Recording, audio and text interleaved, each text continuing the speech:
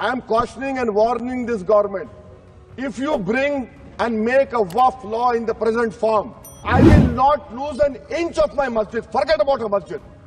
I will not lose an inch of my dargah. इस video में असदुद्दीन ओवैसी बेहद उत्तेजित और गुस्से में नजर आ रहे हैं। आपको बता दें कि ओवैसी की ये गर्मा गर्म बहस हाल ही में लोकसभा में हुई है। दरअसल असदुद्दीन ओवैसी ने वक्फ कानून संशोधन पर केंद्र सरकार को जमकर घेरा और कड़ी चेतावनी भी दे दी। इस वीडियो में आपको हम सब कुछ बताएंगे, ओवैसी के तेवर, उनके भाषण की मुख्य बातें और इसके सामाजिक राजनीतिक असर पर। लोकसभा में वक्फ कानून संशोधन को लेकर AIMIM प्रमुख असदुद्दीन ओवैसी ने केंद्र सरकार पर हमला बोला।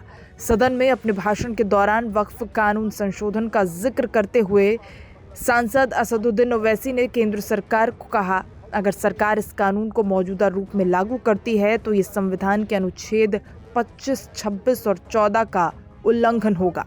इस देश में सामाजिक अस्थिरता पैदा होगी। I am cautioning and warning this government. If you bring and make a Waqf law in the present form, which will be violation of Article 25, 26 and 14, it will lead to social instability in this country. Owaisi का आरोप है कि वक्फ संपत्तियों के संरक्षण को लेकर सरकार की नीयत ठीक नहीं है। उन्होंने कहा कि ये वक्फ कानून पूरी मुस्लिम बिरादरी ने खारिज कर दिया है। साथ ही ओवैसी ने चेतावनी दी कि अगर ये कानून पास हुआ तो देश की धार्मिक भावनाओं के साथ खिलवाड़ होगा। उनका कहना था कि अगर ऐसा हुआ तो इसकी पूरी जिम्मेदारी केंद्र सरकार की होगी। यही नहीं, उन्होंने कहा, मैं अपनी मस्जिद का 1 इंच भी नहीं खोऊंगा और मेरी दरगाह का 1 इंच नहीं छोड़ूंगा। वक्फ संपत्तियां हमारे लिए इबादत हैं, इन्हें हमसे कोई छीन नहीं सकता। I will not lose an inch of my masjid. Forget about a masjid.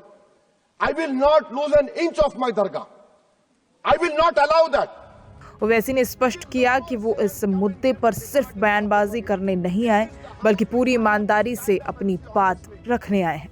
Owaisi ने इस संशोधन को लेकर जो भय जताया वो सिर्फ एक राजनीतिक बयान नहीं है। उनका मानना है कि अगर सरकार वक्फ संपत्तियों को नियंत्रित करने के लिए कड़ा कानून लाती है तो इससे मुस्लिम समुदाय में असुरक्षा की भावना और बढ़ जाएगी और समाज में अस्थिरता फैल सकती है। ये बात सच है कि वक्फ कानून पर देश भर में बहस जारी है। कई मुस्लिम संगठनों और नेताओं ने इस पर विरोध जताया है।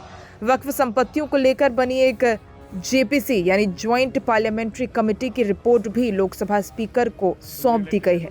अब देखना होगा कि इस कानून पर क्या कदम उठाया जाता है और इसके दूरगामी प्रभाव क्या होंगे। वहीं आपको हम असदुद्दीन ओवैसी का पूरा भाषण सुनाते हैं कि आखिर उन्होंने वक्फ कानून संशोधन को लेकर संसद में क्या कहा। Sir, I am cautioning and warning this government. I am cautioning and warning this government. If you bring and make a Waqf law in the present form, which will be violation of Article 25, 26 and 14, it will lead to social instability in this country. It has been rejected by the entire Muslim community. No Waqf property will be left. Nothing will be left, I say. You want to make India Viksit Bharat? We want Viksit Bharat. You want this country to take back into 80s and early 90s? It will be your responsibility. Because as a proud Indian Muslim, I will not lose an inch of my masjid. Forget about a masjid. I will not lose an inch of my dargah. I will not allow that. We will no more say and come and give a diplomatic talk over here.